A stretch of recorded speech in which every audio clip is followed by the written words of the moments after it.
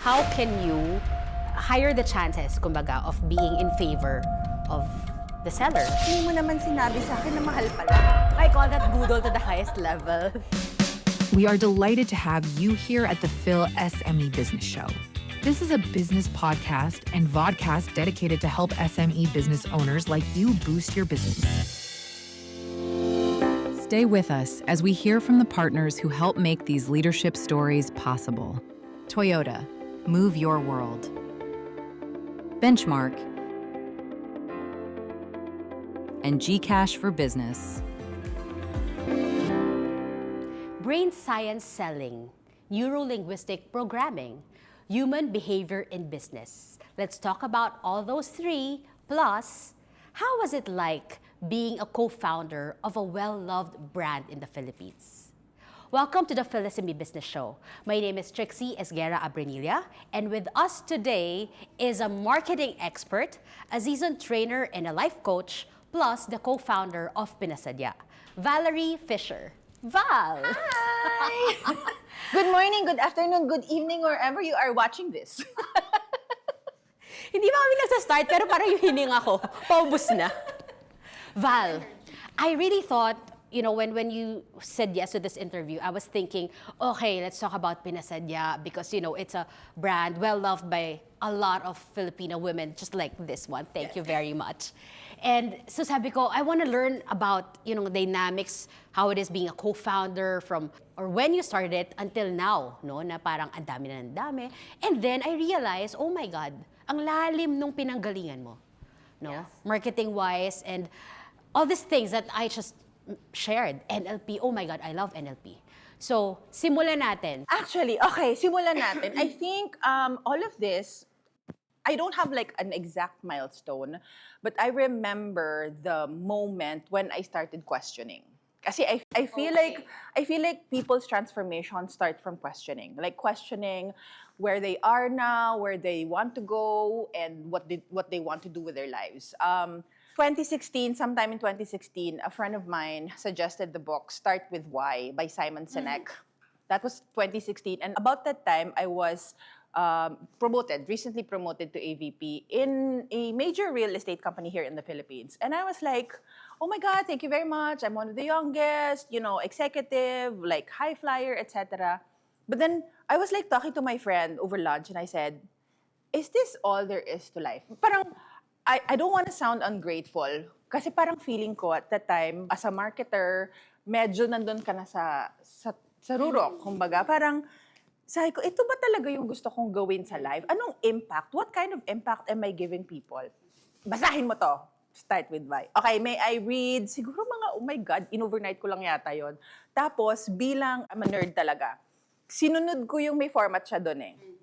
Tapos, mind mapping. May mga circle, words. Kasi gusto kong malaman, ano ba yung why ko? I really wanted to find out what my why is. And then, ano siya it's an evolution. So, right now, it's actually to inspire courage to create change. Mm-hmm. That's my... Be a change maker. Yes, so that's my why. And then from then on, sabi ko, nalilive out ko ba yun? Is that something I am able to really live out in this job that I have? So sabi ko, parang hindi. Pero pinark ko. Teka lang, saglit, kumita ako ng malaki, sayang naman, ganyan, hindi ko pa alam ang gusto kong gawin sa life, whatever. 2018, so 2016 yun, 2018, I was preparing for my wedding. It's a DIY wedding, it's pre-colonial, never been done before. Sabi ko, parang hindi ko kaya na ipagsabay yung preparations. And then at the same time, that questioning nga, na ano ba? So sabi ko sa sarili ko, pause tayo. Okay. Pause tayo. I will take a break for a year. I will fix whatever I need to fix for the wedding. At the same time, something that's been nagging me from the time that 2016, sabi ko, gusto ko mag-aral ng NLP. Tapos may in-offer, paalis na ako nun, may in-offer, it was a 10-day, super rigorous. I still consider it the most difficult 10 days. Here, the most difficult 10 days of my life. Kasi it really forces you to go deep inside yourself and ask questions that you don't normally ask questions na parang kaharapin ko ba to? Pero kailangan mo siyang harapin. So yun, so 2018 was when I did NLP. So that NLP was also within you. Parang, kasi with me, parang 3 days feeling ko intensive na yun. So yours was 10. Yes. So meron kang journey within you before Yes. that real NLP outside for marketing. Yes. So I did the real practitioner training. Tapos at the same time, 2018, August yon, September, yung kumbaga parang nag-resign na talaga ako, tapos nag-breakfast kami ni Skeeter. And that's how we founded This is Pinasadya. 2018. 2018. So if siguro meron akong starting point, I would, think about the questioning part, the first milestone, and then 2018 was like NLP and Pinasadya. And that's when I got married, all in the same year. Wonderful. At lahat yun mamaya i-dissect natin to get the best lessons out of the milestones in Val's life. So Val, ang unang-una kong, I really realized lang kanina, the first time I saw you was not we attended the marketing, Yes, what was that, strategy course, diba? But that's not where. Because naiisip ko lang, I saw you in MOA. And you helped me pick out clothes. Eh, di ba kita kilala noon, di ba? Tapos parang, malay ko ba? Tapos nung na-realize ko na lang, after I tinignan ko, oh my God, si Val pala yung pinagtulong-tulong ko kanina na pwedeng pakita to. Di ba? Kasi pa kami magkakilala noon. And she was really, really nice. Hanggang ngayon, nice. So Val, when I saw you in that that seminar, hindi pa rin niya ako kilala noon.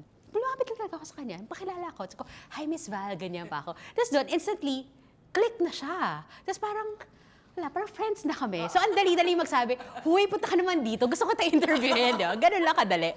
So, I think yun yung maganda kapag alam mo na relate ka agad Okay, I'm a business owner, then we do this, we value the same things, we're looking for the same ideas, kaya nga tayo nandun. And now, so kagabi, dun ko nabasa, nag-NLP pala siya. I super love NLP. Because, for me iniisip ko, teka, ano bang ibig sabihin ng NLP talaga for a lay person to understand? Parang ako, it's really knowing how to control the subconscious that you cannot control really consciously, diba? Parang, kasi subconscious is what? 88%. Yeah. So ngayon, imagine if what we're experiencing now is just the 12%, diba? Yung 88% mo, super powerful. Ang lalim pa. Grabe. So, if you were to explain to a regular person, ano ba yung NLP? Anong ginagawa niyan para sa akin? Can you give me a particular example? Okay. So, if you're watching or listening to this, NLP is Neuro Linguistic Programming.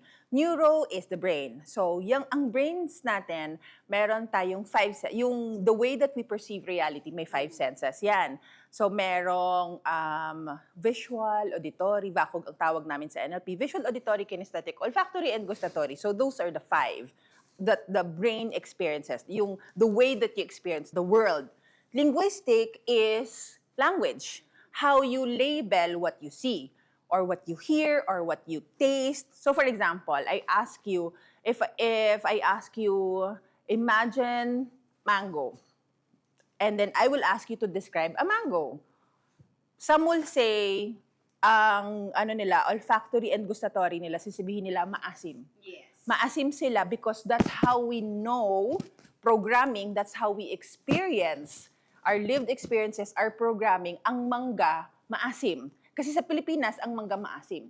But if I ask the same question to somebody in the US and I will ask mango, ang isip nila, ang label nila is that it's sweet.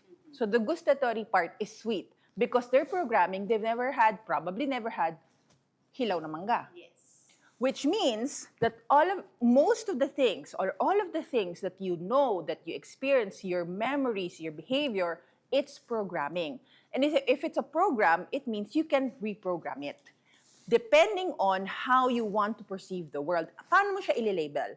For example, do you know that in our body, when you're excited, kunwari, nung mga bata tayo, pupunta tayo ng Enchanted Kingdom, oh my God, parang feeling mo hindi ka makatulog, di ba? Parang nagpapawis yung kamay mo, parang, oh my God, super excited.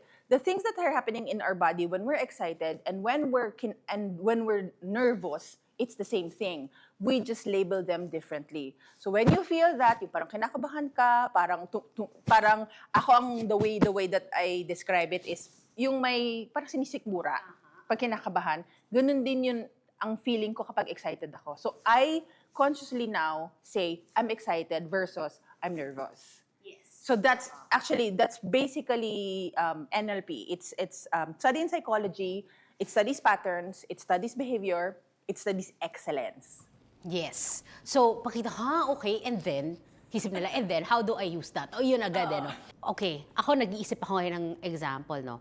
I think the way we also write, kunyari, newsletters, right? There are certain ways that normal or regular marketers won't even know. But for example, the way how you tweak a letter, the way where you put a period, na akala mo nagkamali siya. Pero hindi siya nagkamali because there's a science behind that. These are some examples of how programming the reader is. Yes. Or the same way with, di ba Val, kahit yung minsan paghinga mo, sasabayan mo ng paghinga yung kliyente mo. Yes, Or rapport. That's rapport building. Exactly, diba? Yung mga ganyang tipo na, as simple as that. But the more you immerse yourself into it, it's a muscle din diba, na kailangan mo i-practice. And then the more you become natural at it, and then easier for you to be liked, then eventually be trusted, and then eventually, make that business. Yes. In fact, during the pandemic, one of the most pinaka-effective and pinaka-blockbuster. Blockbuster meaning maraming uma-attend whenever I do the webinars is NLP and copywriting is yung sinabi mo kanina, like we call it strategic interruption in NLP. Okay. Yung mga tipong biglang na totoo ba to? Or bakit mali? Pero sa totoo, what it wants is actually for you to pay attention. Kasi pag nagkamali, interruption, nagpay attention ka. So that's one of the things. And it was so helpful that one sales group, so that was 2020, 2 years after, I talked to the sales director. Tapos sabi niya, alam mo ba that I, as a sales director, credit 75% of my sales for 2 years from that webinar. What they learned from you. Yes. Wow. And you still do that now? I still do for like select teams. Kasi No public. hindi na ako nagpa-public. But I mean, we can start it again, I guess. Why not, diba? So watch out. Okay. And yung mga ganyan, yung mga strategic interruption, meron akong framing, tapping the amygdala or fear marketing. Madaming ways on how to actually use NLP in copywriting, even in personal branding. Yes. Meron ako, I remember, so yung ganon, yung natatatak sa utak, kasi visual, di ba? So me, for example, during the pandemic, sobrang nakakatawa kasi naka-mask, di ba? Tapos meron pa tayong, what do you call that? Yung face shield. Kaya so naka-mask, kaya so naka-face shield. Kasi yung sa NLP, visual, kailangan matatak mo yung mukha mo doon sa mga kliyente mo. Parang that's your visual cues So ako, it's really curly hair. So that's why I'm curly now. And big earrings. So hindi pa nila ako nakikita in person. Kumuha ako ng cheque doon sa office. Kuha ako cheque. Tapos, as in, super covered. Ang kita lang nila yung curly hair at saka yung earrings. Sabi niya, Miss Val! Sabi ko, kilala nila ako? Bakit ako kilala? Kahit walang face, alam na nila. Oo, dahil sa hair at saka sa So, yung mga ganyan, those are the things that I teach my Wonderful. my students. And we'll still get 1 or 2 more tips from her, no? This is the part of NLP naman I used before when I was doing a lot of training with vision boarding, with positivity, ganyan. Kasi nga, it really helps. It is naman talaga, di ba? Basta maniwala ka lang that it's possible. Kasi kahit anong turo ko, kung di ka naman talaga naniniwala, hindi tayo pareho ng values at belief, hindi talaga. But it has done wonders for me, super. Even when, for example, I feel down and then I wanna, I need the energy. So I just go to my circle, do my thing, do my anong tawag ko dito? Circle of excellence? Yes. Tapos yung circle of excellence ko, ako rin pala. Yung tao ko. Okay. No, so there are certain things that you can do in a snap. Yeah. You do your power pose, and then suddenly you feel different. Diba? So, let's go to, kunyari, okay, I'm a business owner. And wala akong problema sa mood. Ang problema ko, gusto ko yung client, gusto ko siyang ma-close, ganyan. Can we share like one tip on how can you make that meeting higher the chances, kumbaga, of being in favor of the seller or for the merchant? I will give a super, how do I say, wala nang mas gaganda pang example dito Okay, sa go, example go, na go, to. go. 2019. So 2019 was when we first did our booth. Okay, nung bago pa lang si Pinasadya. So NLP kasi parang how do I say, yung results and yung beneficiary ng NLP is Pinasadya. So ginagamit ko kung ano yung mga natutunan. Ang ganda ha. Teka, tumalo na tayo. But you see, parang, sige, I know all these things. Parang yun yung kuha ko sa'yo, Val. Alam ko na, saan ko ito igalalagay? Yes. So, ito yung, magtayo kaya tayo ng kumpanya para ma-practice ko yung NLP natutunan ko. Gusto ko. Ganun lang talaga yung mga entrepreneurs. Okay, go ahead. So, 2019, ang tawag kasi sa NLP, sa technique na yan, is mirroring, matching, and leading. So, nasa booth ako, and high energy, kasi ganun talaga yung Pinasadya. We're high energy, we're witty, we're irreverent, ganyan. Tapos Christmas, may tumutugtog na, all I want for Christmas is you, ganyan. So, buong booth, ganyan. May pumasok, sabi ko, kliyente ko to. Kasi as a marketer, immediately you will know, kliyente mo, market mo, bibili sa'yo or hindi. So, target ko na siya. Pagpasok niya to my left, ganyan, sinundan ko siya ng tingin. Tapos, she was on the phone, just the whole time. She was just on the phone. But she was bouncing her head to the song. Ganyan lang siya, ganyan. So what I did, mirroring in NLP, was I also bounced to the same song. Ganyan, as in ganyan. Pero with bigger movements. Kasi I had the space. Tapos siya, ganun lang siya, nasa phone. Tapos umupo siya, malayo ha, meters away, ganyan, malayo. Tapos umupo siya, nasa phone, so gumanon siya. So nagkatinginan kami. Tapos pareho kami, mirroring, minamatch ko yung movements niya. Ganyan, ganyan. So nagkatinginan kami, sabi niya sa akin, no words. You, ganyan. What I was wearing, mine. You, what you're wearing is mine. Wala, no words at all. Okay, sabi ko, yes, ganyan. Oh, from across the hallway, yes. Dance, ganyan. Ikot. Sa ganitong klaseng mga events, kasi for those who don't know, pupunta yung kliyente sa harap, and then you will parang write the receipt, hindi mo muna ibibigay sa kanila yung product, kasi babayaran muna nila sa counter. So, pumunta siya sa booth namin, ginawan ko siya ng receipt, nasa telepono pa rin po siya. The whole time, nasa telepono siya, di kami nag-uusap, nagsusulat lang ako. Okay, may bayad. Pagbalik niya, sabi niya sa akin, hindi mo naman sinabi sa akin na mahal pala. Sabi ko, hindi ka naman nagtatanong. So, binili niya yung item without us even talking. So that's how effective it is. And you can do the same thing, whether it's a presentation, you're on the booth, you're in the, store. I call that budol to the highest level. Budol to the highest level. But no ethical, di ba? Kasi malay naman niya, di ba? I mean, walang po, di ba? Pero sobra kaming nag-create ng rapport without us even talking so much that she brought a friend the following day. Di ba? Tapos panibagong swipe yan.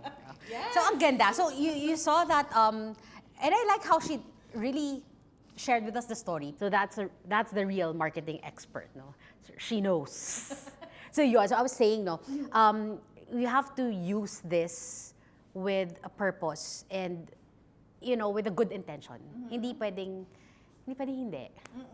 So yun yung, parang ang dami. Parang pwede natin, NLP na lang tayo the whole day today.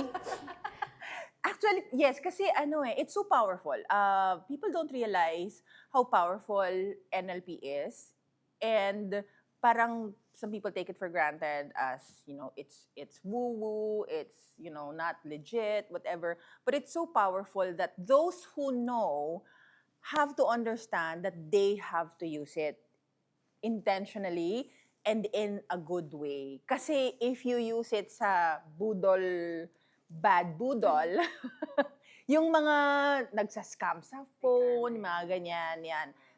that's also the other side of it, the dark side of it. Pero doon ko nalaman, doon ako nagkaroon ng respeto sa mga mambubudol. Kasi nag-enroll din sila sa NLP, mahal. Di ba? Anyway, so one tip, and siguro one last tip before we go to the other part of this episode. As for me naman, so I was thinking, ano bang pwede kong ma-share? Siguro, ito simple but again, powerful. I avoid using the word not.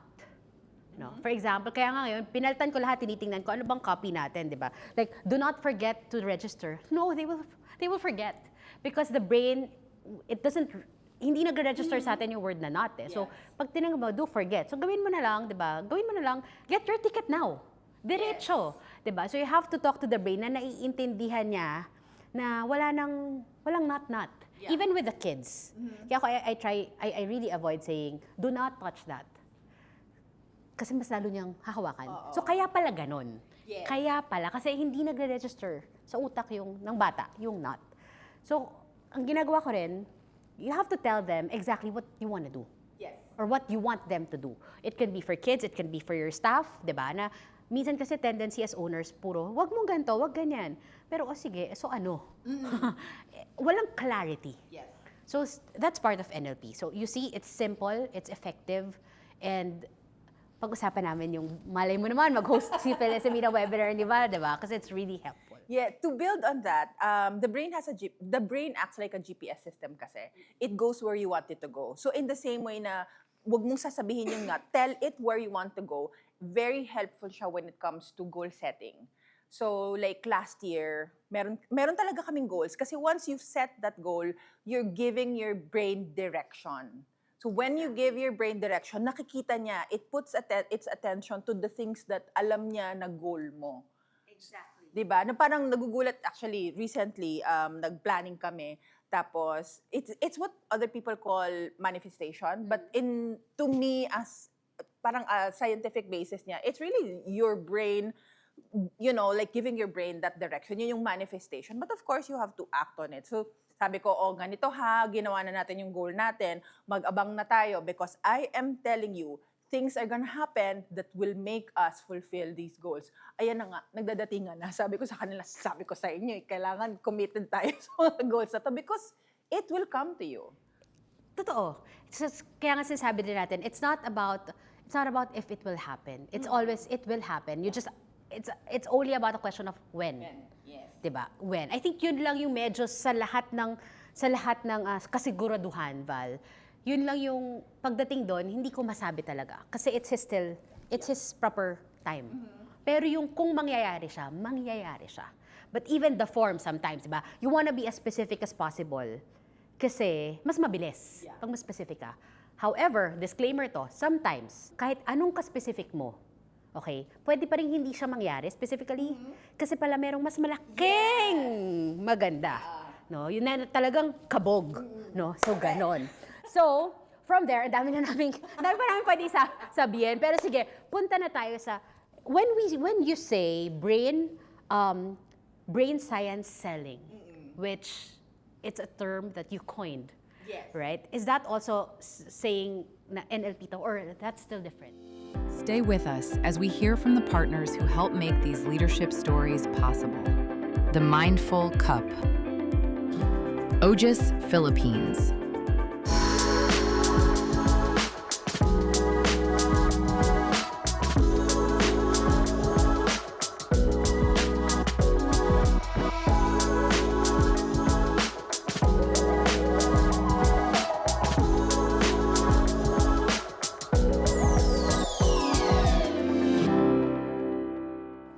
When you say brain science selling, which it's a term that you coined, Yes. right? Is that also saying na NLP to, or that's still different?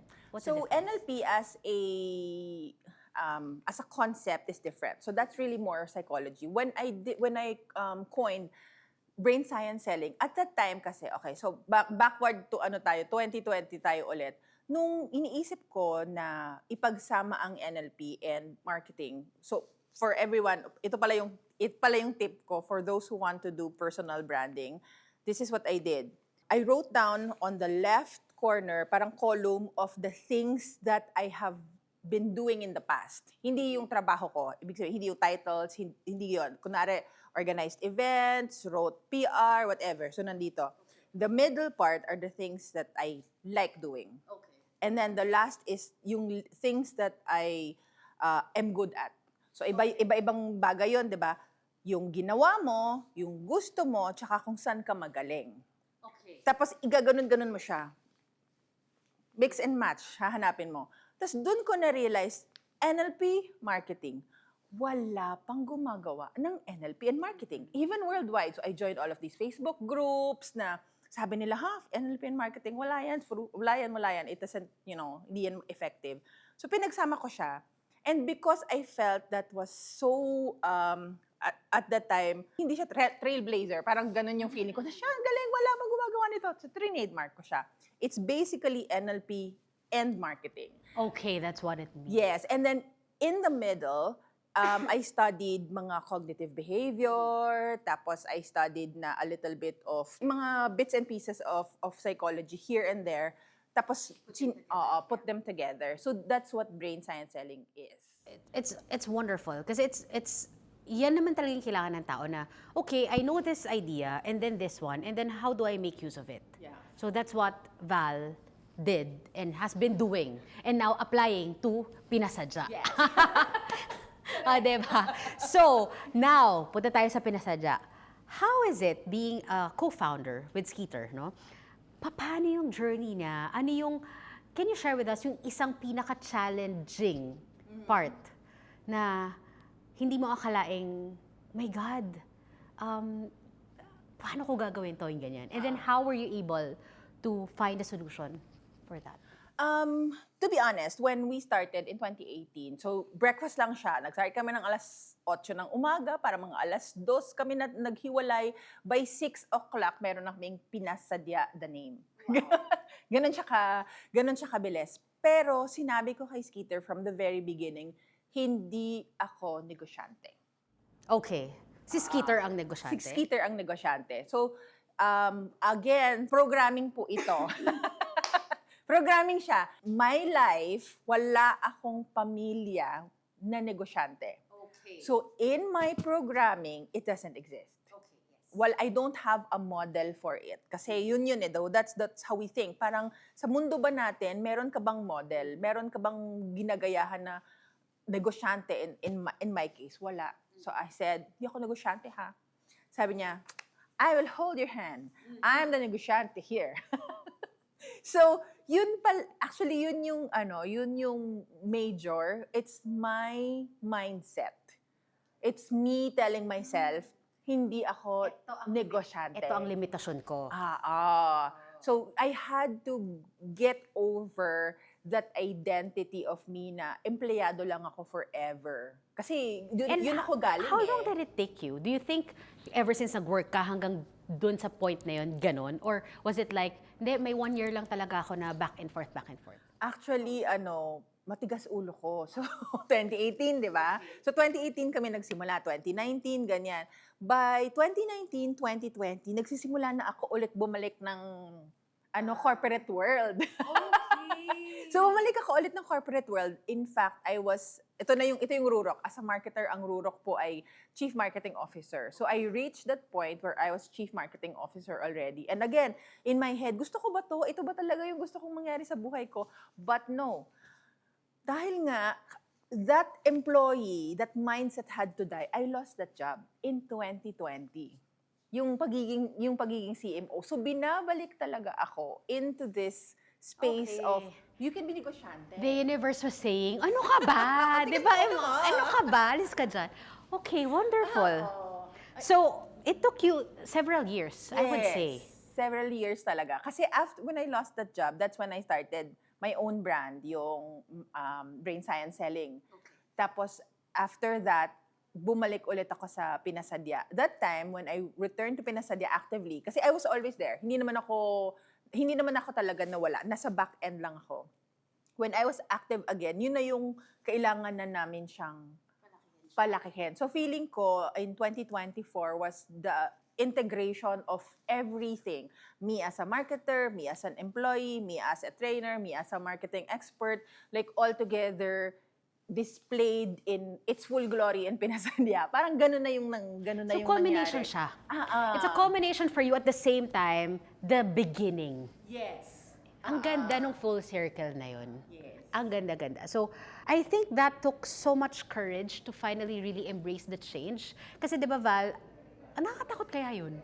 I think it's siguro after death or even before death, yun yung pinaka nakakatakot na every time you feel that there's a transformation within you, it's hard to leave your old self behind na parang, teka, ito yung pinaghirapan ko to, 10 years ko to hinirapan, ngayon nandito na ako, biglang, universe, why are you pushing me somewhere else? I'm just, ina-enjoy ko pa, oh.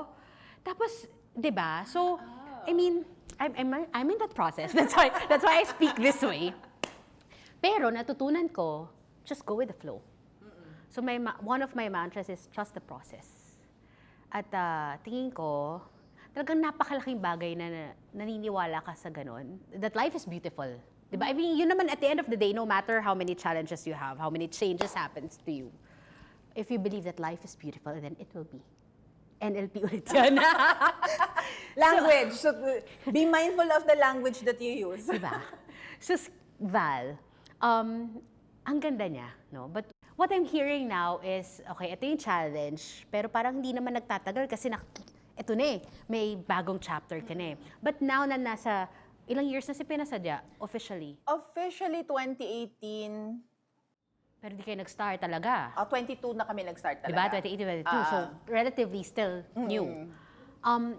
What would you tell an aspiring entrepreneur like you na parang, I have this idea or I want a partner? Kasi yun yung mahirap yung partnership. Yes. 'Di ba? Parang friendship kayo, madaming friendships ang nasisira eventually. But of course, that's not gonna happen with you and Skeeter. Hindi ko pa nakikilala si Skeeter. Hi, Skeeter. What would be a tip, no, for those who are daming friends. Tapos, yeah, we wanna put up something together, yung strength ko, strength niya. Pero paano ba yun? Like, is it really possible pagsabayin lahat yan? Friendship, business, lahat yan. I think Skeeter and I are very lucky because we didn't start out as friends. In fact, we were Okay. in rival orgs. Orgs, are you talking about Orgs. college? Yes. Okay. As So in UP. sa mass comer ako, broad-ash siya. So hindi kami, medyo ganyan kami. Tapos, nagkikita lang kami kasi may common friends, kasi meron naman akong friends na broad-ass, tapos siya naman meron siyang friends na sa masscom. So, we just see each other. And then, parang we reconnected. Again, I think this is like the play of the universe na where you are is exactly where you're supposed to be. Kasi, nag-lunch ba? Oh my God, hindi nag-i-exist to. Bellini sa Cubao. Yung masarap na na Italian Nakikita ko ng student number mo. Wag na po natin mag-usapan. Bellini sa Cubao. Tapos parang doon kami nag-reconnect. Kaka-heartbreak lang niya, kaka-Europe lang niya. So sabi ko, parang gusto ko rin mag-Europe. So nag-heartbreak ako, nag-Europe din ako. Gaya-gaya. Tapos, parang we kept in touch, etc. Every 5 years, every 3 years, magkikita kami. Until nga itong Pinasadya. I think the main, I think it's not friendship per se that will help you survive. I think it's common respect. Ano siya, kung magkaibigan kayo, hindi yung friendship yung mag-work eh. It's the respect for each other as individuals, as people. Like me, for example, hindi ko tatapakan yung mga alam kong sa kanya. Tapos, ganun din siya, na ito ka, dito ako, pero may mga bagay na mag-merge tayo. And when we merge, powerful.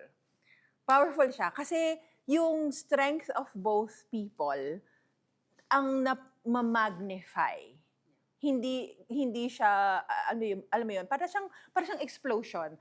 If any of you have seen us in like booths, like example in Artifino or in Maarte, the way that, para kaming choreographed. Kunwari, meron siyang kausap na kliyente, tapos meron akong kausap na kliyente, conscious ako sa nangyayari sa kanya, tapos gaganunan ko siya, ito iba. Ganun mo, ito i-offer mo sa kliyente, o ito ganyan, kahit na meron akong ibang kausap here. Same thing when we went to New York. There was this event called Yaman. Ganun din kami na parang, alam mo yun, it flows. So I think respect, and also for us to individually understand and acknowledge our own strengths and weaknesses. You have to be honest with yourself. Kunwari ako, sasabihin ko, mas magaling ka dyan, ikaw na yan. Huwag kong ipipilit sa sarili ko na feeling ko magaling ako dito, hindi naman talaga. Kung hindi ka magaling dyan, wag na. Ibigay mo na yan sa business partner mo. So, I think that's it. I acknowledge not everyone is blessed with this kind of relationship, is blessed with this kind of partnership. And people acknowledge that. Nung nasa Fashion Week kami, lahat sila parang, gusto din namin ng Val. Kasi usually, di ba, pagka as a designer, ikaw lang, walang partner. So si Skeeter is in the show, ako nandun ako sa marketplace, nagbebenta. So kumbaga hiwalay kami kasi magkaiba kami ng pwesto. Now, I remember how I got intrigued by you, Val. O, diba? Honesty naman ang ano natin dito. No, because I saw Skeeter. Siyempre, I follow her. Because, okay, unahin natin. I learned about Skeeter through goodnewspilipinas.com when Miss Angie wrote about her. So, sabi ko, ang galing naman ito. Tsaka ang ganda, syempre, ng mga damit, diba? So, during that time, parang pasimula pa lang din yung mga ganito. Pero ngayon, tagang kabog na ang pinasadya. And then, I saw her post na sabi niya, ang haba nung sinulat niya about you. So, dun pa lang sa pagsulat niya na yon, isang paragraph na ang haba, parang feeling ko, kilala ko na si Val. Tapos parang kilala ko na, alam ko na yung strength niya, alam ko na yung story niya, yung ganong tipo. So Skeeter. Diba? So, kahit yun magkwento ka lang, very good marketing. Diba? So, nagkataon, she was just really sharing a personal part of her life, and then at the same time, marketing na to, diba? So, I think, yun yung maganda sa panahon natin ngayon, na may gano'n na tayong platform. Correct. Na naghahalo na talaga siya. Hindi mo na pwedeng paghiwalayin. So, as we end, which I don't like, binanggit kasi ni Val kanina, na may shooting kasi kami, may podcast na rin kayo, di ba? Na-podcast kami. Can I share that? Why? Nagulat ako, sabi niya, may podcast kami kasi only because si Miss Eugene Domingo told us na she's coming. So, feeling namin kailangan gumawa ng something. Di ba ang galing? Kaya meron na silang podcast, which is, ang pangalan Kabugera natin? Stories. Kabugera Stories. So, another lesson yon, di ba? Walang plano-plano. Pero dahil may magandang opportunity, gawin nating mas maganda yan. Gawin nating something else na, ayan So, two birds with one stone. I-big picture mo na.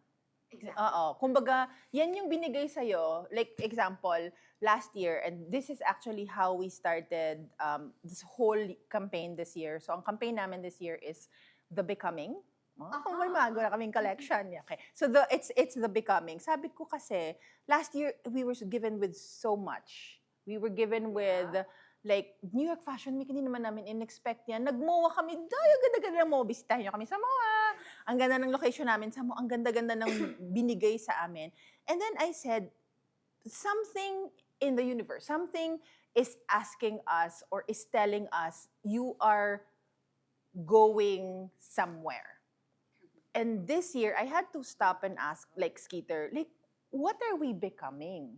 Kasi we have to be intentional. Binigay yan sa atin Almost like on a silver platter. Huwag nating sayangin. Ano yung gusto nating gawin with the things that were given to us last year? And that's where The Becoming, I asked. It was a very simple question, very NLP, na ano ba? Intentional.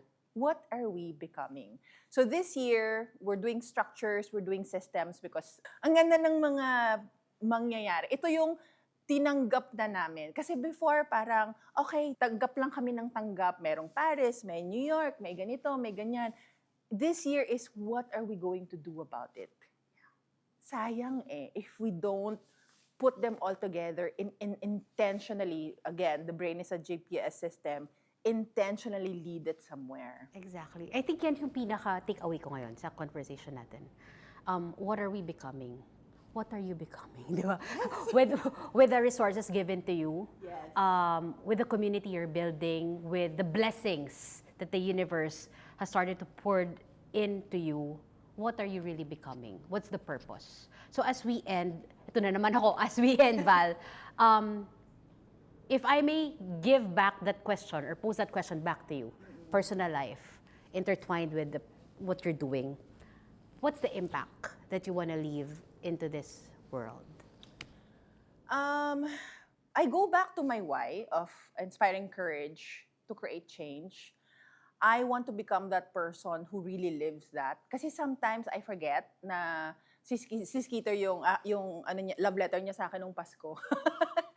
Pinaalala niya sa akin to inspire courage to create change. I want to be the person na pag nakita nyo ako, I want to be able to live that and make you feel that so that you are also inspired. So that you also have courage, so that you can also be brave, so that you can create change. Yung, alam ko, sobrang nakakatakot mag-change. Sobrang nakakatakot yung hindi mo alam kung saan ka pupunta. Pero ano yung mas nakakatakot? To stay where you are? Or tumaya ka into the unknown, knowing that there's a possibility of it being fabulous, of it being amazing. So yun, pag nakita niyo ako, I want to become that person who inspires you to do that. Exactly. Thank you very much for sharing that. And I hope to see you at the next Philippine SME Business Expo. So makita ka rin nila doon, di ba? Okay. See you at the Phil SME Business Expo. If you like this show, like and tap the follow button. Please feel free to leave us a review before you go, as this will definitely help more SME business owners in the Philippines. Thank you. Until the next episode.